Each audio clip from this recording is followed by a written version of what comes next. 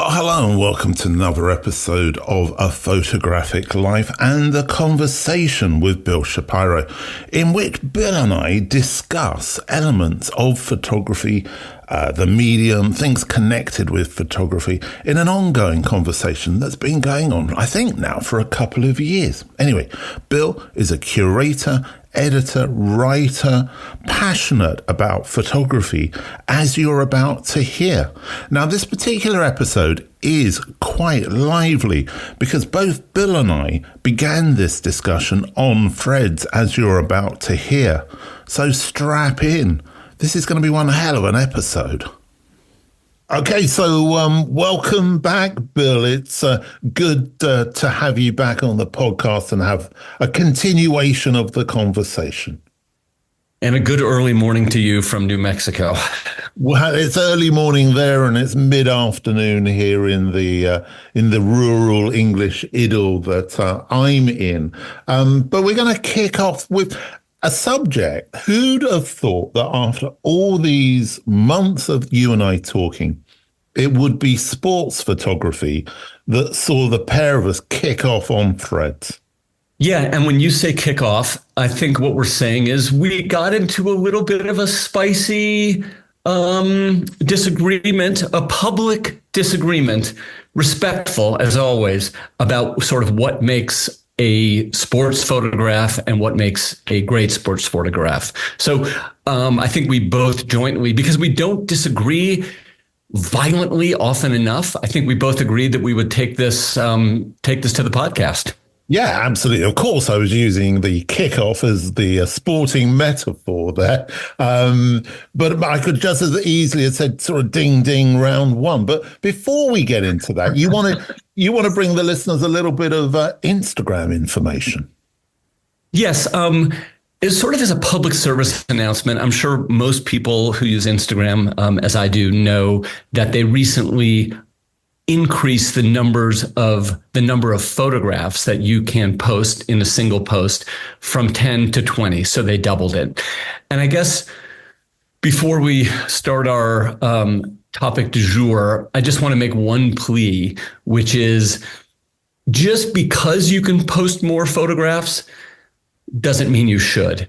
And I want to really urge people to be judicious in their editing. And to cut, because people will spend more time looking at your photographs the fewer there are, is my opinion. And they will feel, each one will feel more important among a sea of 5 than a sea of 20.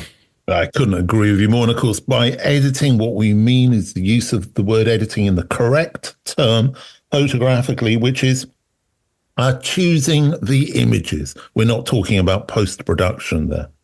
We're talking about pruning. Pruning is a lovely way to put it. They're taking it down to the garden. Okay, Bill, let's get this sorted, shall we? Sports photography. I know what I think a sports photograph is. What do you think a sports photograph is? Well, I think we should go back and start this conversation where you and I started on Threads. And the thing that kicked it off, a few weeks back, the single photo of the moment of the Olympics that got so much press in the early days was a picture of a surfer who had just finished a wave, kicked out, was sort of was captured vertically in the air with his surfboard parallel, also sort of straight up in the air, launched, kind of joyous, giving a thumbs up. And on Threads, another professional surfing photographer basically took a crap on that photo and said, that's nothing that surfing photographers would ever take. It's a waste. I like the photographer very much, but this doesn't capture the sport the way a surfing photographer would. And I wrote something like, the photograph doesn't have to capture a moment that a surfing photographer would. It's still a compelling image. And that, I think, Grant, is more or less when you chimed in. Well, it is. It is, Bill. And my question, I suppose I was trying to lead the witness, only very cleverly kind of moved around my question, because I wasn't impressed by the photograph either. The reason why wasn't because it's very rare that I ever talk about a photograph or capturing the moment or what have you. But it goes back to what you were saying as far as Instagram is concerned, because my take on it, and I have to say, after we had our little moment on Threads, I did start to read a few other photographers talking about the image. And I have to say that what my feeling was echoed by quite a lot of other sports photographers, which is that and actually the photographer who captured that image, because he was on a boat with a lot of other photographers. They're all working on very long lenses. They're all shooting at incredibly high speed. So, sports photography, capturing the live moment of the sport is really aided by technology now. Well, but wait a second. No, wait a second. Well, hang on, because then my feeling is that it becomes an editing process, because when you've got that amount of images, it's about choosing the right one out of that shutter burst. Grant, do you know how many other photographers were on the same boat with the photographer who made that image? No, how many, Bill? I believe it was 8. It was certainly a handful. Yeah. And so the fact that they're all edited by that they're all aided by technology, one guy got that picture, not 6 or 8 or 5 or 2 or 3, one guy. And so, yes, it comes down to the editing, because the editor, he sent those photos immediately. I think it was to the Agence Française press. And the editor picked, the winning photo. But no other editor saw or picked that photo, because it wasn't taken by anybody else. And so, as much as you can credit the technology, you also have to credit the photographer. Oh, I'm not saying that the photographer wasn't engaged with it. I mean, I read what he said about the picture, and he said, he surfs there, he's from there, he knows the area, he knows the waves. He brought that knowledge that we always talk about being so important, that you've really got to know your subject to get the right image. And so he got the image. Fantastic. All I'm saying is that I saw a huge amount of images, as I'm sure everybody did, coming out of the Olympics, and I saw some incredible sports photography coming out of that Olympics.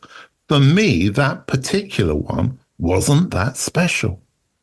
So have you ever seen that picture before? I don't know. I don't know. I mean, to be honest with you, I wasn't that taken by it. I've seen incredible photography. Right. But I mean, if you are in the, so I grew up as a beach rat in Los Angeles. The first magazine I subscribed to was Mad Magazine. The second was Surfer. So I've looked at a lot of surfing photos in my life. I've seen a lot of those quote unquote kick out photos where you kick out of the wave. This one, but not all of the world or America or England studies surf photography.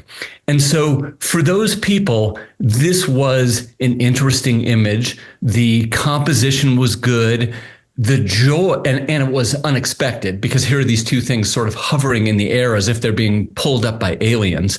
The joy on this surfer's face after completing the wave was evident, and it just felt like a great celebration. Now, compare that image to an image we see at every single Olympics, which is people's runners, sprinters, putting their head across the line for a photo finish, or somebody, flopping over the crossbar for a pole vault or a high jump.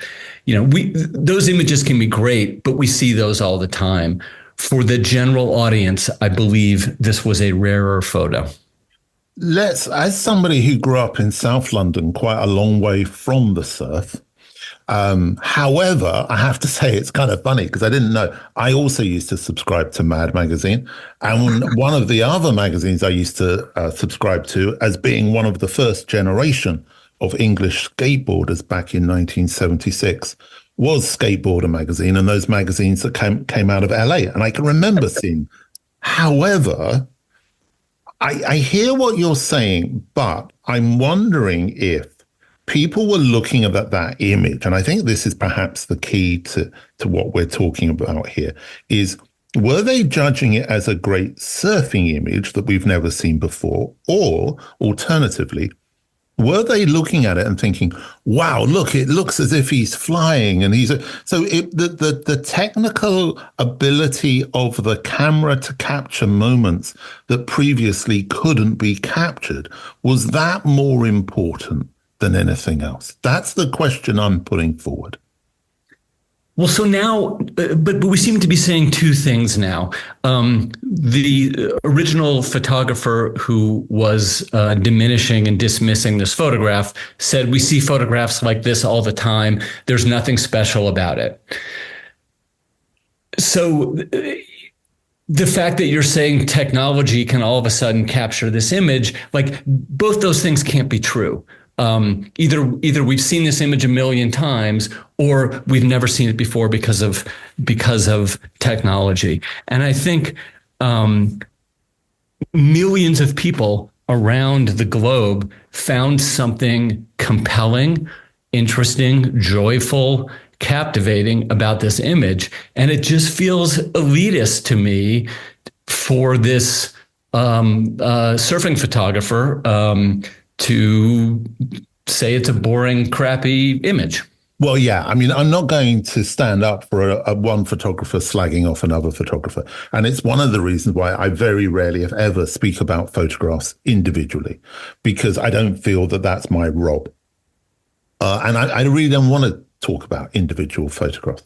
However, I do think that we saw a huge amount of images that came out of the Olympics and sport in general now, which we weren't seeing before because of the use of wizards, the use of off-camera flash, cameras which are miles away from where the photographer actually is, but they're set up on automatic triggers, for example. So we are seeing images that we've never seen before due to technology. So if we look at it in that broader picture, for me, I saw that image as part of that. I didn't. I saw it as an extremely human moment. And one of the ways that we disagreed on Threads, I think my first response to this surf photographer, I said something like, I'm not exactly sure my exact words, but something like, a moment doesn't have to necessarily capture the essence of the sport itself.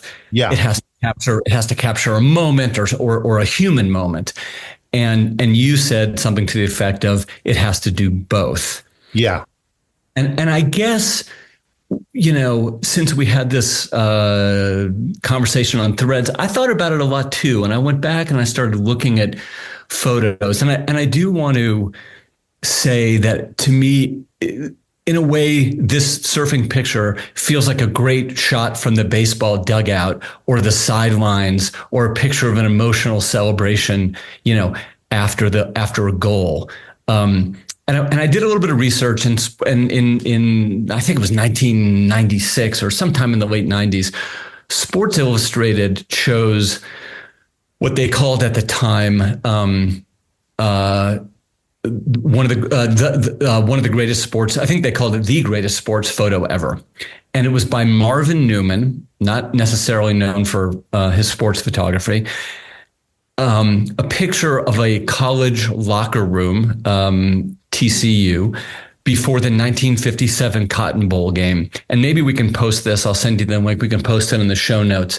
But it's a quiet locker room moment, and this is what Gary Smith, who is arguably one of the three best American sports writers of all time, wrote about the picture. He wrote, quote, "There was no action in the TCU locker room, but what Marvin Newman photographed there is as close to the essence of sports as anything that happens on the playing field." Okay, now that fantastically American kind of a scene that you've painted for us there. Yes. But here's the thing. And I started off by asking this question, and I know that you've spoken to some amazing people to get their feedback, and I'm sure that they will contradict me. And all I can do is give an uninformed opinion here, which is, I suppose, what I'm doing. But what then constitutes a sports photograph? Because I instantly started to think when you described that picture, well, that's a documentary image. And if that was a documentary image of a group of coalmen who've just come up from the pit and they're all black and they're all sitting there or going into the showers, that's a documentary image in a similar nature. Is it a sports photograph, or is a sports photograph an image which captures live sport? Oh, so I guess I could not disagree with you more, because where does live sport end? Does it end at the side of the field, or does it extend into the stands where the fans are cheering and you see their reaction? Does it extend to the parking lot? Does it extend to the locker room? I don't think it does. Fight between two players that happens after the game. Like, to me, this is all part of sport. And with respect to surfing, to me, they're still on the field of play, even if they kick out and they're in the water. So I do not think a sports photograph only happens during the 60 minutes before the whistle is called. Okay, so we completely disagree with each other on this. This is excellent. Bill, who have you spoken to? I have spoken with three rock star sports photographers. The first one is Bill Frakes. Bill started his career at the Miami Herald in Florida, where he worked from 1979 to 1992. He began freelancing for Sports Illustrated in 1983, and in 1992, he joined the masthead. World Press Photo awarded Bill the gold medal for sports photography. Pictures of the Year International has selected him as newspaper photographer of the year, and his advertising clients range from Apple, Nike, Coke, Nikon, Reebok, etc. He's now finishing up a documentary film. So he really knows. Can I just say, I spoke to Bill Frakes about 15 years ago. Yeah, he's a wonderful guy. Great guy. We got on really well. I wonder if he's going to agree with you or me. So I asked Bill what makes a great sports photo, what elements must come together. And he says, there are so many ways that question can be answered, and they might all be correct. Probably the most important component is that the photo stimulates and satisfies the viewer's curiosity. And then I said, what are you as a sports photographer trying to capture? What are you trying to make us see, feel, and understand? And he said, emotional motion. I asked Bill, how important is emotion in a great sports photo? And he said, you can have a great sports image without explicit emotion, but the very best ones almost always do have it. I asked Bill, I said to him, I'm curious about your opinion. Now I was kind of warming him up, and then I got to the heart of the matter, Grant. I said, I'm curious about your opinion of the surfing photo from the Olympics that went viral. Now, hang on. Are you leading the witness here, Bill? You tell me. Okay. I'm curious about, this is exactly what I said to him. I'm curious about your opinion of the surfing photo from the Olympics that went viral. Is it a sports photo? And he said, it's absolutely a sports photo, and an excellent one. That picture happened very quickly under difficult conditions, and it is done perfectly. And then I said, what do we, the regular everyday viewer, not understand about sports photography? And he said, how fast it happens and how much preparation is needed to consistently capture the moments that ultimately are the memorable ones. And then, Grant, in our back and forth, as we were sort of testing each other's boundaries for what is or isn't a sports photograph, I think I mentioned the famous 1968 Olympics photo of the runners Tommy Smith and John Carlos, and how they, on the podium when they were getting their medals, they raised their fists Yeah. Everybody knows that photo, right? And the great life photographer John Dominus took that picture, among other photographers. So I asked Bill if that picture was a sports photo, and he said John Dominus's picture is one of the great sports photographs of all time. It's also one of the greatest documentary photographs of all time. So what he's saying there is it's not one or the other, it's both. It's but not also, Bill, but isn't it also perhaps one of the most important political photographs of all time? Absolutely.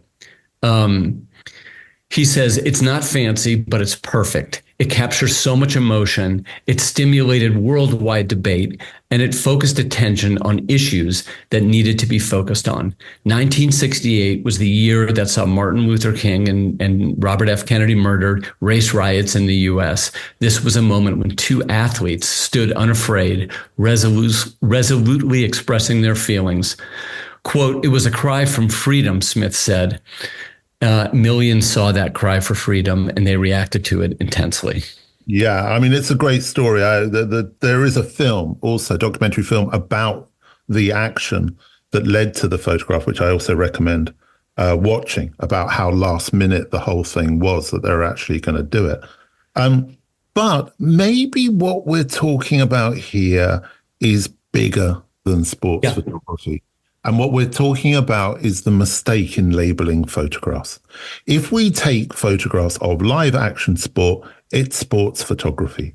But when we start to move around that, actually what we're doing is we're documenting the situations around the sport. And maybe it's a mistake to use a label such as sports photography. Maybe, or maybe things can be labeled three things at once. I think there are times when the Venn diagram, when the circles can overlap a little, or they can overlap quite a bit. And I think, as Bill pointed out, as you underscored here, this photograph is more than one thing. Yeah. And I think it behooves us maybe not to say this is or this isn't, but this is and it's also that. Yeah. Okay. Well, I like what the two Bills are saying so far. Okay. The next photographer I spoke with, her name is Steph Chambers, and she's a staff photographer with Getty Images based in Seattle, Washington. She regularly covers pro sports in the Northwest: football, baseball, basketball, soccer. She's covered the Olympics twice, including Tokyo and France. She was named the Pictures of the Year International Sports Photographer of the Year, and she was the first woman to win that honor in the contest's history, which is kind of cool. And she was also the National Press Photographer Association's Best Photojournalism Sports Photographer of the Year runner-up. So I asked Steph, what makes a great sports photo? What elements must come together? And she said, what makes a great sports photo is to combine a moment with light and an easy-to-read composition. The only elements in the photo that should be included are the ones that help tell the story, and that don't distract the viewer. So that's a simple, straightforward definition. And I think by that definition, the surfing picture that we're talking about in terms of a simple composition without distraction very much holds.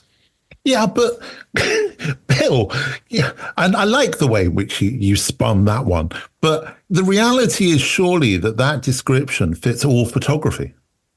All good photography. Yeah, all good photography, but not necessarily just sports photography.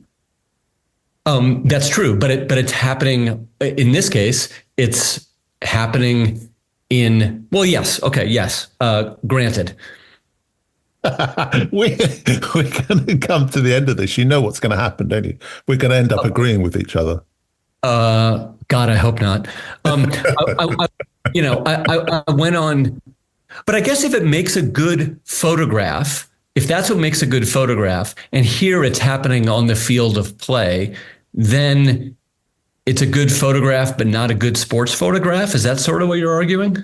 Well, you know what? I've taught a lot of students sports photography over the years, and I'm really lucky in that a number of them have gone on to be very successful sports photographers. But when I've worked with them, apart from asking them to look at a few sports photographers, Bill Franks being one of them, is that I'm always saying to them, don't look at sports photography. Look at good documentary photography. Learn to tell the story in the moment. And, you know, I can remember once I went and photographed the Monte Carlo Grand Prix for Ferrari as the photographer. And at the end of the thing, I felt like I'd been through a conflict zone. It was just so hard. It was so loud. It was dirty. It was raining. And I was shattered at the end of it. But actually, what I'd been doing was working as a documentary photographer.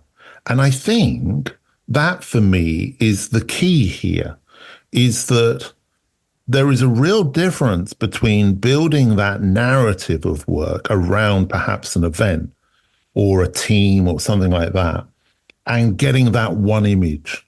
Yeah, I mean, I guess I agree with you. They're different, but when you think about, let's say, arguably the best sports photograph of all time, which is, Neil Leifer's quote unquote The Punch, in which Ali is standing over, I can't remember the other boxer's name. Liston, I think it might be Liston. Might be Liston. And it was 1965 in Lewiston, Maine, or 1960 something. He's standing over him, and he's got that look of, aggression and power in his face.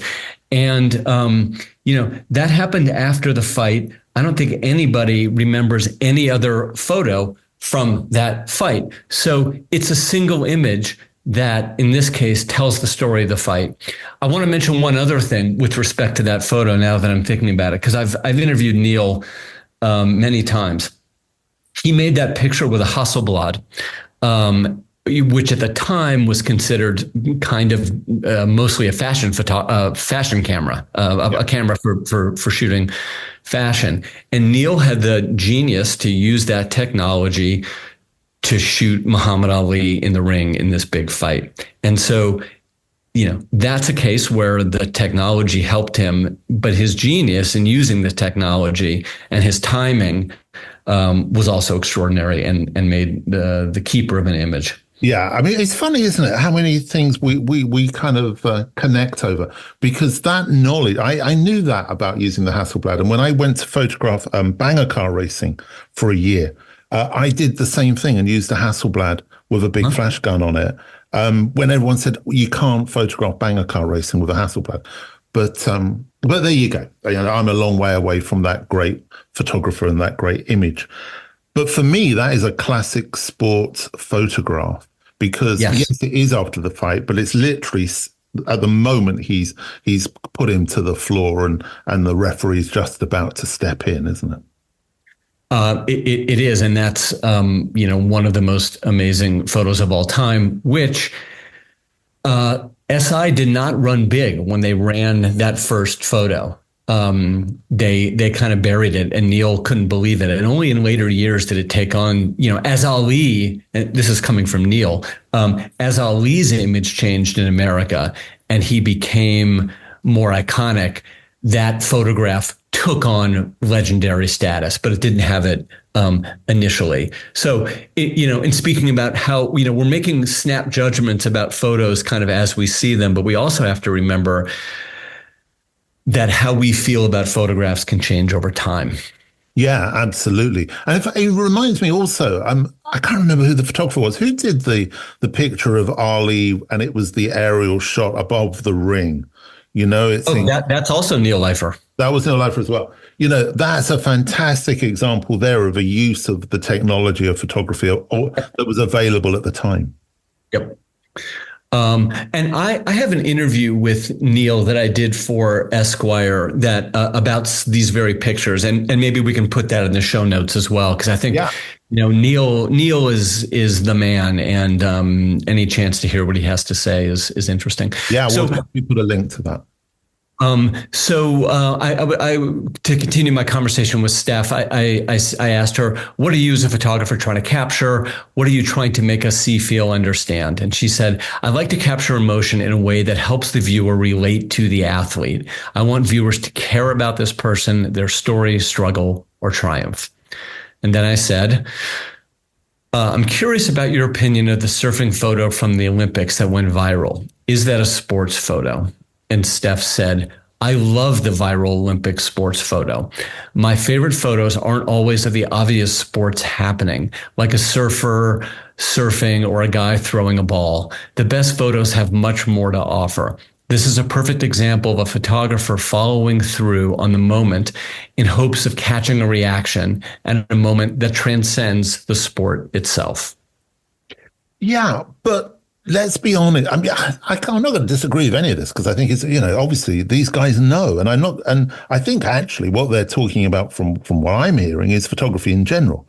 But, that stuff is being shot on very fast bursts of frames. It literally is holding the shutter down, and then the edit is where the image is being chosen. And I don't have a problem with that, but I think it's important just to recognize that, don't you? No, I mean, again, I'm going to go back where we hit this early because no other person on the boat got that picture, and whether it was one of 15 that he fired off in half a second or not. He got it. Nobody else did. And whether that was because he knew where to position himself on the boat or where to tell the boat driver to be, or maybe he cared about that moment and nobody else did. I don't know. But he got it. Nobody else did. I don't think that's only about the edit. But do you think, I mean, I agree with you. It may well be everyone else put their cameras down because they thought the run was over and he didn't, right. And therefore he was the one who got it. But at the same time, we have to surely accept that technology is allowing sports photographers to get pictures that they couldn't get previously, despite all the other stuff. Yes, of course, but it always has. And that was kind of my point about Neil Leifer. He used a Hasselblad, when nobody else was doing that I know of. And so he used technology to get a picture, the likes of which we hadn't seen before. Yeah. Okay. We're agreeing, Bill. Yeah. Then I asked her, do you think a sports photo has to capture encapsulate the essence of the sport? She says, oftentimes the best sports photos are moments in and around the game, the team, the athlete, the place, etc. When I worked for newspapers and covered high school sports, I had tremendous rapport and trust with the coaches, and they allowed me access into the locker room before the games. There's an example of a great sports photo transcending more than the game itself. I like to find the athletes, quote unquote, why. Why do they play the game? Why do they play as a team? Some would pray. Some had tattoos to honor a past loved one. Some played loud music together. Finding other themes besides the game will make the photos stronger. Yeah. But at what point does a photograph of a sportsman become a portrait of a sportsman? And then at what point does it become a sports photograph? I think that's a really interesting question, which I would like to get to in 1 second, if I could. Okay. I'm going to hold you to it. Yes. So hopefully listeners remember the picture of Brandi Chastain, who was the U.S. soccer player who kicked the winning goal. I think it was the 1992 Olympics. I have this somewhere in our conversation. 1992 Olympics at the World Cup, when the U.S. team won in penalty kicks. And after Bill, I've got to tell you, I know the American team are really important to you, but from a UK perspective, we're much more interested in how England missed all of their penalties. So I am sure. I am sure. I think we'll have to put that picture on the page on UnitedNationsPhotography.com, which we'll do with all the pictures that we've spoken about. After she kicked the winning goal, Brandi Chastain, in just exultant, ripped off her shirt, so that all you saw underneath was her sports bra, and she went down on her knees and threw her arms up. Oh yeah, I remember that. And that became the cover of Sports Illustrated, and a huge moment, at least in this country, for women's sports. It was, in a way, the equivalent of Ali standing over his vanquished opponent, with his fist. It held, just about that much power in the moment. Anyway, I asked, we'll talk about this picture more in a second, but when I asked Steph if that was a sports photo, she said, absolutely. And so, to get back to your question, in some ways that was a portrait. In some ways it was a documentary shot, and in some ways it was a sports photo. Bill, I think that's a sports photograph. I don't have a problem with that. I think I'm talking more about, that photograph that's taken in the changing room, or after, or in training, or, outside of the actual game. That to me is more of a portrait than a sports photograph. But because I'm going to stick to the fact that I think that sports photography is intrinsically the sport itself. The photography around that might be a documentation of the sport, but that could exist within other areas of photographic genres. So I guess I disagree. I think if you're in the locker room, if you're getting Gatorade dumped on you, or champagne, when you've won the trophy, those are sports photographs to me. If LeBron James is ordering a hamburger, at some fast food restaurant, that's not a sports photo. That's something else, because his mind isn't on the game. But I think if the athlete is sort of in the presence of the game, or is thinking about the game, then to me it's a sports photo. I think whilst you're speaking and you're giving me a lot of American references here, it's occurring to me that I think that we have a transatlantic issue, because we don't have the access to our football players, for example, soccer players, in the changing rooms that you have in American sports. We don't get to see it. We're seeing a little bit more of it now than we did previously, but we're still not seeing a lot of it. And we're certainly not seeing a lot of still photography. The best we'll get is a little bit of footage at half time with a live camera feed.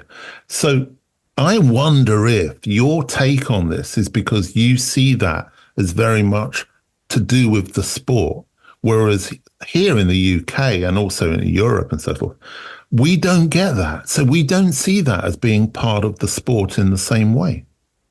That's interesting. How about fans? Do you get a lot of fan photography, in the stands doing crazy stuff or whatnot? No, not a lot, primarily because we don't have that kind of madness that you have with the fans. And of course, what we have is fans from two teams coming together. We don't have hooligans. Yeah, well, that's one word for it. But yeah, we have mindless violence. Congratulations. I think that this is perhaps part of the different approach to sports from a UK, European to US perspective. I've been to see American baseball in San Francisco. I've seen Canadian hockey up in Vancouver, and also baseball in Toronto. And it's always felt more than the sport itself. It's the event. Whereas here you go to see the sport. Interesting. Well, maybe we've landed on something. Wow. So we've come to a conclusion, Bill. Well, the last photographer I spoke with is actually the man who took that iconic picture of Brandy Chastain. I chased down Robert Beck, and because that in this country, that's such a well-known sports photo, that I wanted to speak with him. So Robert Beck, who made that picture, began his career shooting for Surfing Magazine and Surfer Magazine. That's another reason why I thought he would be great to speak on this topic, Grant. But he's best known for his work at Sports Illustrated, where he was on staff from 1997 until 2015. He shot the Olympics multiple times, as well as the Women's World Cup / football in 1992, where, as I mentioned, he got the cover with Brandi Chastain. He also told me I was lucky enough to work face-to-face with some of the greatest athletes ever: Tiger Woods, LeBron James, Shaun White, Tony Hawk, Kelly Slater, Wayne Gretzky, Mayweather, Aaron Rodgers, Kobe Bryant. I asked Robert what makes a great sports photo, what elements must come together. You have to start with the basics, he said. Proper exposure, nice composition, sharp focus, of course. The elements are good preparation, solid execution, and a little bit of luck. A great sports photo tells a story and elicits emotion. It captivates the viewer. A really great sports image is a once-in-a-lifetime shot and frequently is the only version of said image. Super bonus points if it adds a lasting social impact. But no, I just say, I mean, nothing to disagree with there, is there? Right. And I think, when you look at the photo he made of Brandi Chastain, that definitely had a lasting social impact in this country anyway. I asked him, what are you as a sports photographer trying to capture? What are you trying to make us feel and understand? In general, he said, shooting a game action is telling the story of the game. We record the plays. We capture the emotional swings of the athletes. We look for scene setters. All of this depends on what the story is. Big events such as the Super Bowl and prize fights are game action stories. I had to tell the story as it played out in front of me in real time. I would try to predict certain actions or plays, hedging my bets a bit. But of course, you didn't want to miss any big plays. But that happens. Think of the photographer as an athlete. A baseball player doesn't get a hit every time he's up. A basketball player doesn't make the shot every time. A photographer doesn't get every shot, but the good ones don't miss very often. But Bill, I wonder if following this kind of transatlantic kind of take on this, which this is what's so great about the conversation, isn't it? I mean, you make me think, and hopefully I make you think a little bit as well about, where we stand on these things. But I wonder how in American football, with baseball, basketball, all those kind of great American sports, I wonder how many of the photographers are working with triggers and that they've got cameras set in specific positions. I mean, in soccer, you have all the cameras in the back of the goal, and they're just triggered when the ball, goes anywhere near the goal, and it's trigger, trigger, trigger. There's no composition. There's nothing being done by the photographer. They're just hoping to get the picture. Obviously, they're at the side of the pitch as well. Right. But I wonder if that's the same situation with the US photographers in the US sports. I don't know. I see, frequently, like at baseball games, they'll show a pool of photographers or single photographers, and that their hands are always on their cameras. But I assume there's also, some trigger action. Ali for that. Neil Leifer for that overhead shot of Ali obviously used a trigger that he set from down in the seats to get the camera at the Houston Astrodome shooting down on the ring. Yeah. I don't know. I think to a certain extent, I suppose that's where I'm kind of raising a little bit of a devil's advocacy at this point.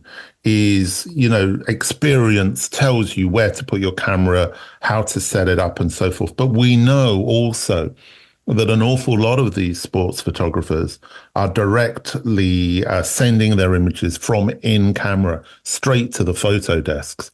Yes. They're not even getting a chance to look at what they've shot. They're just feeding it straight off. That's right. And the editors on the newspapers in particular and online, they're the ones actually making the decision as to which is the successful image. I think that's true, because now speed has become so much more important. You have to be the first one to post the picture to get the Google rankings or whatnot. So to get the traffic, to sell the ads, to stay in business. Maybe there's kind of two areas of sports photography. There's the kind of slightly more considered image, which gets used in one way. And then there's kind of the image feed, where stuff is just being captured, hopefully, and then just being sent off. I think it's interesting, too, because obviously on the soccer football pitch, things are happening all over a giant field, but the goal is nowhere near as large as the field. And so you can set up your cameras there. For baseball, for example, you never know where the home run is going to go. I mean, it's going to go over the fence, but you don't know where, and it's a huge fence. So I think these different sports are obviously demanding different perspectives from the photographer. Yeah, I was same thing with cricket in this country. Right. The same thing. Let's get back to that surfing picture, 8 men in a boat. Right. Speaking of that surfing picture, so I asked Robert, who again started his career at Surfer Magazine. I said, I'm curious about your opinion of the surfing photo that went viral. Is it a sports photo? What do you think of this picture? That's a quirky, cute image, he told me. It's not something most surf photographers would shoot. It does not define surfing, but it is interesting. What gets most of us in the surf world is that the picture represents surfing to the general population. The general population has no idea of what that guy did to get to that point, the amount of athleticism, the courage it took to ride the wave just as he had. Why not show that? He says, I started my career as a senior staffer at Surfer Magazine. During my years with Sports Illustrated, I tried to get them to let me shoot a good contest or chase down an epic swell with good surfers. A couple of times they bit, only to run pictures of wipeouts. I quit suggesting surf stories. I was embarrassed by the editor's choices. I'm all for shooting celebrations and showing emotion of the athletes. And this image certainly shows that, but nobody knows what he is celebrating because they are unfamiliar with the sport. So that's fascinating, Bill, because we've come full circle, because his take on it is actually closer to that sports surfing photographer at the beginning. That's right. And I feel like they are speaking as very much insiders. I think the photo went viral among people who are laymen, who don't know surfing, who just saw this well-composed, joyous, surprising image and spark to it. And it's a celebration. And my feeling is, I don't necessarily need to know the score of the game to feel the joy and the drama of a celebration. And so, I can see where the surf photographers are coming from. Not a lot of people know their sport. They want people to understand what goes into the sport.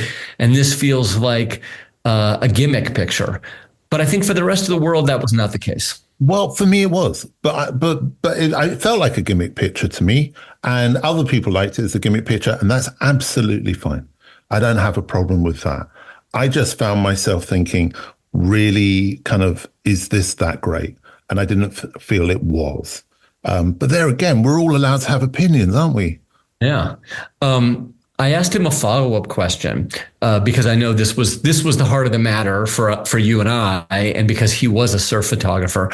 I asked him, or I said, I get that the photo doesn't show the size of the wave, the speed of the surfer, the grace, skill, courage of the athlete, but it does capture the pure joy that a professional athlete can feel. And to me, that is an essence of the sport, if not the essence.